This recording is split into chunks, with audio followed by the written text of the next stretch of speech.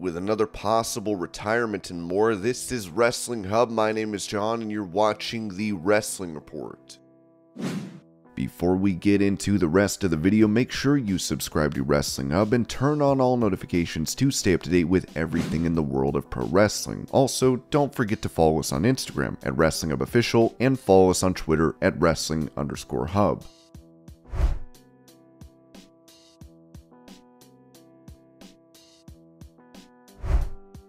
When it comes to the reason for WWE wanting to crown a new World Heavyweight Champion in a tournament, it was said by F4W Online. The reason for the tournament on Raw and Smackdown is to combat the hit the shows would normally take in the ratings this week due to the NBA and NHL playoffs, especially since Warriors vs. Lakers is doing record viewership for this early in the playoffs. For tomorrow, the Knicks vs. Heat go against the first 2 hours, and Warriors-Lakers against the third hour. For Tuesday, NXT goes against 76ers versus Celtics. For Wednesday, AEW goes against Heat Knicks most of the game, and then the West Coast replay goes against Lakers Warriors, and that will hurt it badly on the West Coast. Obviously, AEW is trying to combat that with a loaded show headlined by Kenny Omega versus Jon Moxley in a cage match.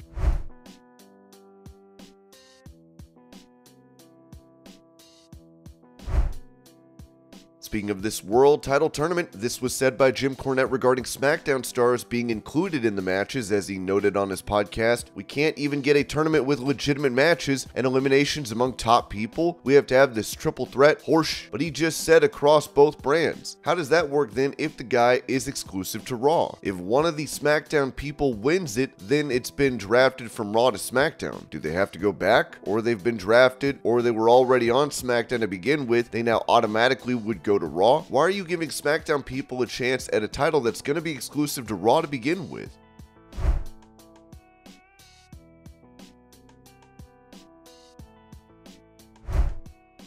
After tearing his pec back in August and having surgery, Andrade has not been seen in AEW, as he recently posted this photo of himself looking to be in great shape. Andrade also noted back in April that his contract would be expiring soon, so we'll see what happens with him.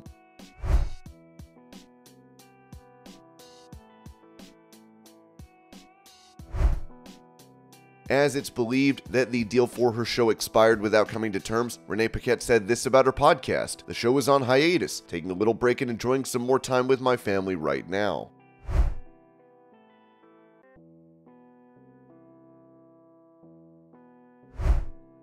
After retiring from mixed martial arts, former UFC fighter Jorge Masvidal said this about taking part in professional wrestling, telling ESPN MMA, "If it's AEW or if it's WWE, if it's at the parking lot of KFC, as long as they pay me, we could play dog. I'll go over there right here, right now, domesticate the F out of these pro wrestlers because they need some discipline and direction over there, and I'm the dude. They send me on over there, Endeavor, AEW, wherever they want to send me to, I'll show these guys some discipline and put them right in line to domesticate them. But they got to pay your boy. That's a nice ticket right there, man, if they're gonna pay me. Yeah, you know, and I have gotten some offers."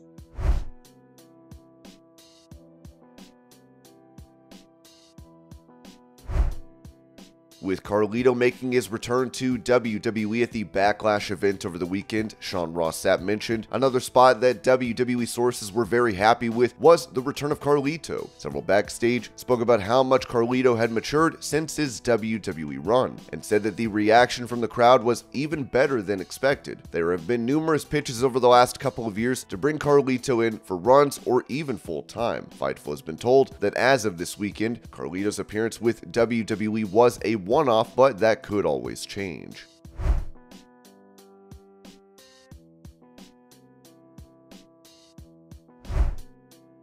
Staying on the topic of Backlash, this was reported regarding props being used at the event. There were also incorrect rumors that there was a stretcher job and ambulance spot planned. Fightful was able to get a look at the preparation plans for the weekend shows, and ambulances weren't mentioned, and every prop had to be cleared by Triple H himself. Also, additional clearances would have been required there in Puerto Rico. It was also said in regards to travel that several of the WWE talent told us they were late to the show, but put over the atmosphere, the environment, the crowd, and the overall experience.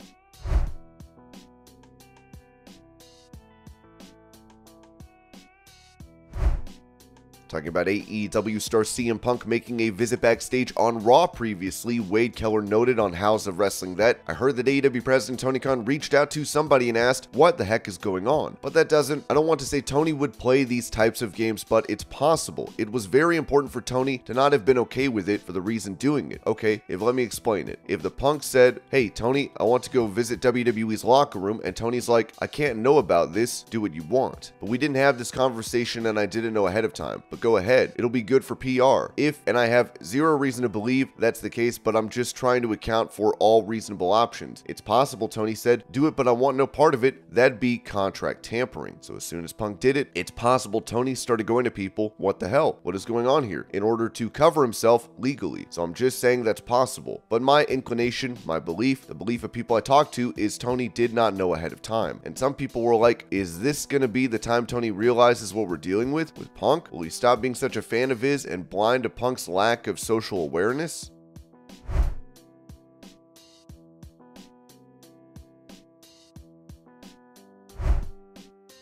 Touching on possible spoilers for Raw tonight, Sean Ross Sapp said WWE had numerous missing posters for Becky Lynch made to help further the storyline between herself and Trish Stratus. Lynch hasn't been on Raw in a month, and WWE had continued the storyline regardless. WWE is also continuing a story that is kicked off on social media involving Chelsea Green and Sonya Deville, who are planned as a regular tag team as of now. They're doing an angle where they are petitioning members of the roster and staff to go against management. We're told that the World Heavyweight Title Tournament was scheduled to take up a significant portion of Raw as things stood on Sunday. They plan on having the title belt ringside presented as it has appeared on TV in recent weeks. Seth Rollins, Cody Rhodes, Shinsuke Nakamura, The Miz, Finn Balor, and Damian Priest are planned for Monday's tournament. Those we talked to said a new and immediate infusion of talent is expected to take shape starting Monday to do the draft and call-ups.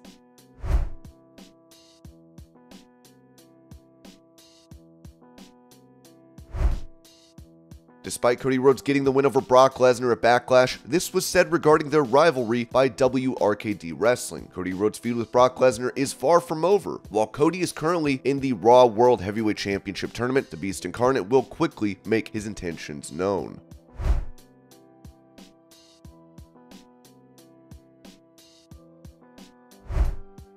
Speaking of the Backlash match between Lesnar and Rhodes, Brock would end up busted open and bleeding, as this typically doesn't happen in modern WWE. Revealing if there's been a change in policy for blood in matches, Steve Carey of Ringside News wrote, "Backlash saw Brock Lesnar covered in a crimson mask at the end of the night. This was a big change from usual because blood is rarely seen in WWE. Ringside News asked around about WWE's policy about blood and whether anything will change. We were told by a tenured member of the creative team that there has been no indication that there will be a change in either direction. Brock Lesnar was able to bleed because he's Brock Lesnar, and Brock Lesnar matches are special." Sean Ross Sapp of Fightful added that the Cody Rhodes match with Brock Lesnar was faced with a lot of questions. "We're told that blood was planned for the match. WWE sources at least claimed that things went the way they were supposed to. Contrary to rumors, Cody Rhodes was never scheduled to be squashed at Backlash."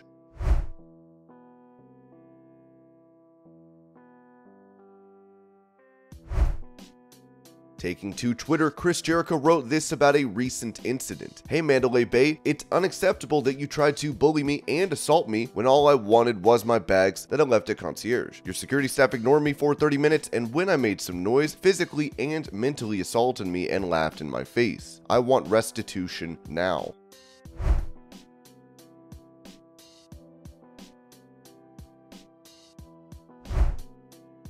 Sticking with Chris Jericho, he would say this on his podcast about two legends of professional wrestling, Hulk Hogan and Ric Flair. "I will say to this day, and people will bag, here's a clickbait, Hogan is a better worker than Flair. For me, I always had amazing matches with Hogan because he knew exactly who he was as a babyface, as a heel, whatever. He was so great. He knew his audience. He didn't do anything he didn't have to. It was one of my favorite times in my career. Here's another great thing about Hogan, like you don't even think about it, but the dude had like a super receding hairline, but no one even really noticed it back then. We all did, but you didn't. It's just Hogan, right? Like, it's weird. He's like America's hero with no hair. Now that would never go, he'd put a toupee on or something."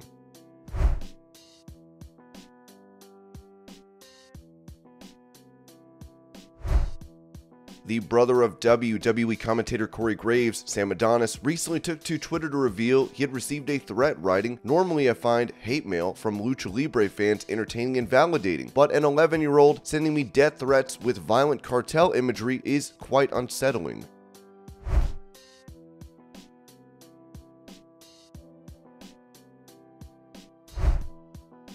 Former WWE star Jaxson Ryker, who made a lot of headlines due to his controversial tweets regarding BLM and homosexuality, said this about potentially hanging up his boots, telling Wrestling for the Faith, "I'll admit I've been wishy-washy, okay? I want to do this, I don't want to do this, but I do feel like, man, it's time to step away. Not necessarily doesn't mean I won't do guest ref spots or sign some autographs or use it as a ministry, but the in-ring action is just, I think it's time to step away just because of injuries. It's time to pursue a different career, so I spoke to you about it, and I have 4 shows booked. Matter of fact, tonight I'll be in Elkin, North Carolina, and I'll post some flyers.